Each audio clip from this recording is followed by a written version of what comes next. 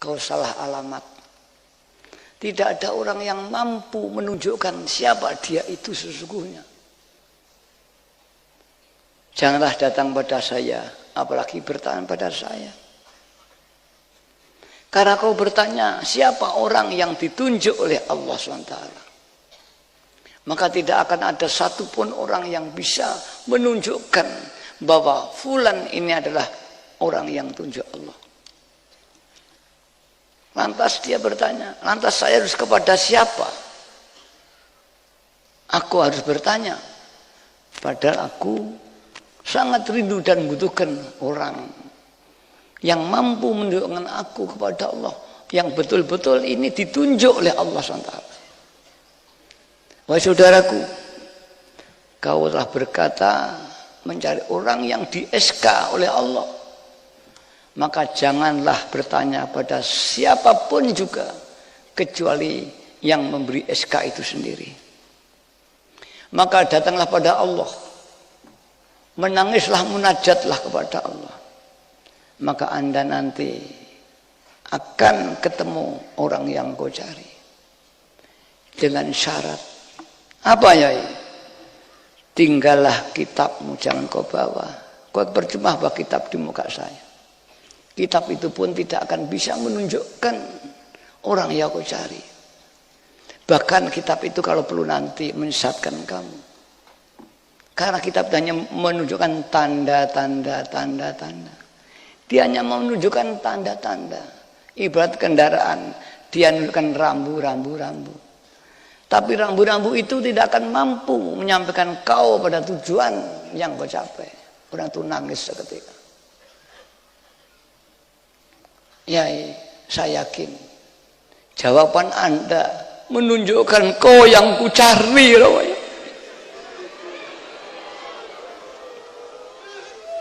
Dari mana kau bisa mengatakan? Tidak ada orang menjawab seperti itu. Bahkan Anda sendiri mengatakan aku tidak mampu. Itulah aku yakin kepadamu. Sekali lagi, tinggalkanlah kitabmu, jangan dengan ilmu. Insyaallah. Saya pernah juga ketemu seorang profesor doktor, masih hidup mungkin sekarang sudah sepuh, yaitu Profesor Dr. Ihsanuddin, guru besar di UI. Cuma aku nggak tanya kajiannya apa. Dia menceritakan melanglang dalam dunia kajian tasawuf. Hingga satu saat dia haji, dari Ka'bah keluarlah tangan menawarkan 2 gelas madu dan susu. Dia bingung. Lantas siapa yang kau pilih, yang mana, wahai profesor? Saya pilih madu. Ya mudah-mudahan benar itu. Saya begitu. Kemudian dia menceritakan dengan kajian-kajian kitab yang dibayar, kitab tasawuf. Juga saya tanya lagi, di dalam satu forum. Bukan pribadi mata-mata, sudah di podium. Dia ceritakan dengan kitabnya, kitab ini. Kemudian saya jawab, saya teringat dawuhnya Syekh Abi Hasan Asyadzili kepada seorang yang menyatakan, wahai Abu Hasan, aku ingin mendekat kepada Allah Subhanahu wa taala. Adakah Anda bisa menunjukkan aku kepada Allah? Orang itu bertanya pada Abi Hasan Asyadzili dan bertanyalah, wahai orang yang menginginkan dekat pada Allah, Anda sungguh mulia, punya keinginan mendekat kepada Allah. Sangat jarang hari ini. Tapi sayang, aku ingin bertanya kepadamu. Kalau kau mau haji ke Mekah, kau punya sangu yang cukup. Perjalanan dari Mesir ke Mekah harus butuh waktu bulanan. Dulu belum ada mobil, harus unta paling banyak. Bulanan perjalanan. Kamu harus punya sangu yang sangat kuat. Lantas Apakah sanggumu kau berani menempuh perjalanan yang sangat jauh, yaitu ke hadrahnya Allah? Orang itu menjawab, wallahi, wahai orang muridun. Apakah jawabmu? Aku membawa ilmuku ya Abi Hasan Asyadzili. Aku mempelajari kitab-kitab yang aku baca. Kitab-kitab tasawuf, kitab-kitab thariqah sudah aku baca. Makomat sudah aku pelajari. Aku tetap jauh dari Allah. Itulah wahai murid yang budiman. Wallahi, sungguh yang kau pelajari kau bawa itu tidak akan bisa menyampaikan kamu kepada Tuhan. Justru makin jauhmu dari Allah karena kau membawa kitab-kitabmu ini. Orang itu penasaran, bagaimana sedang beramal aja harus dengan ilmu. Kami sholat harus dengan ilmu. Kami puasa harus dengan ilmu. Bahkan kata roh man arada syai'an fa'ali bil ilmi. Barang siapa ingin sesuatu harus punya ilmu.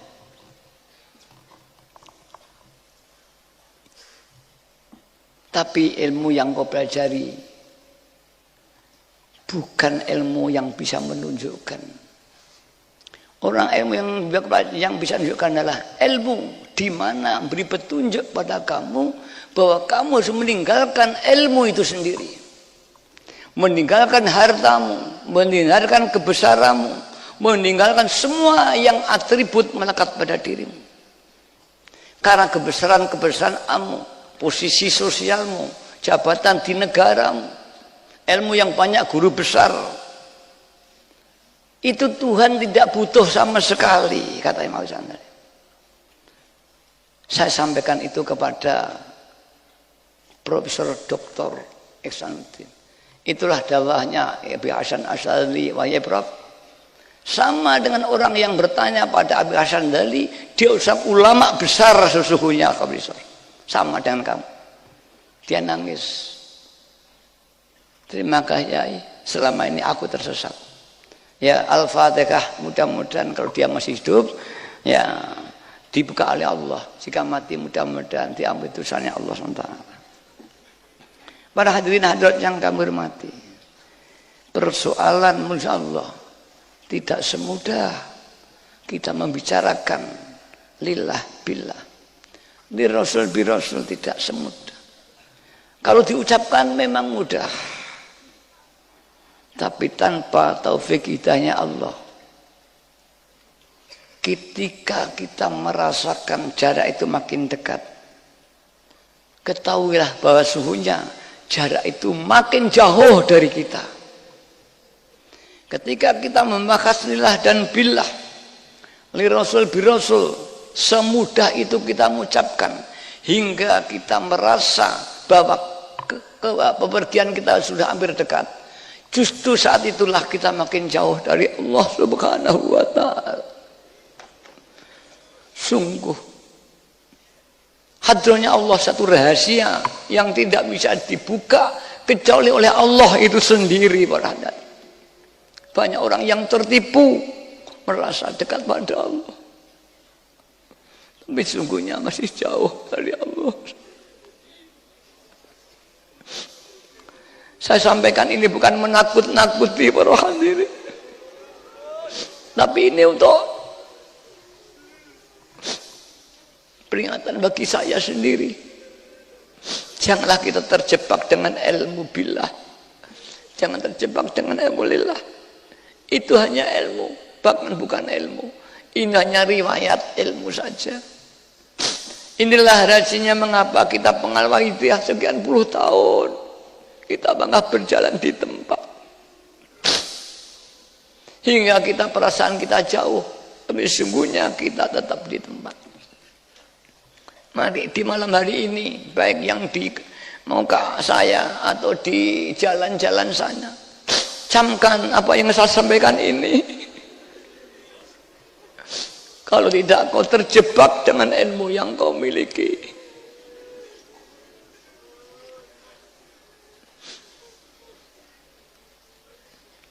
Manusia yang manusia Allah. Oleh Allah diangkat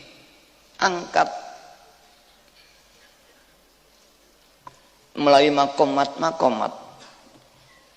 Ini kita jarang bicarakan ini.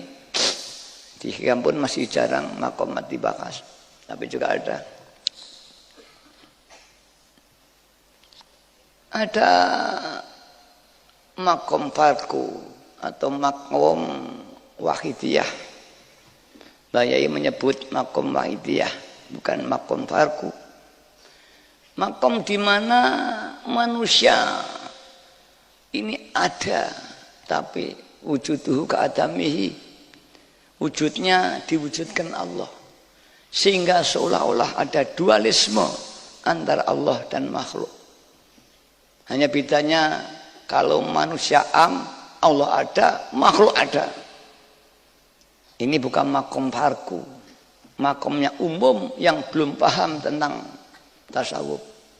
Tuhan ada, kita nyembah Allah, ini umum.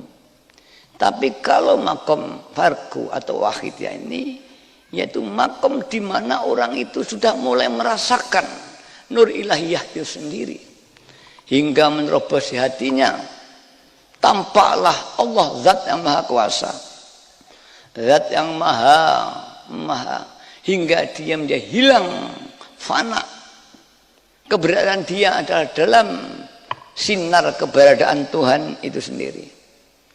Gerak dia hilang dalam keberadaan sinar af'al ya Allah. Sifat alim, sifat qawiyun,